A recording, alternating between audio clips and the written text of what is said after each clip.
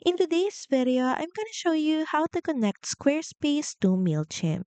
So first log into your account, then in the left panel, click on Integrations, then in the search bar, simply type in Squarespace, then click on Squarespace Commerce.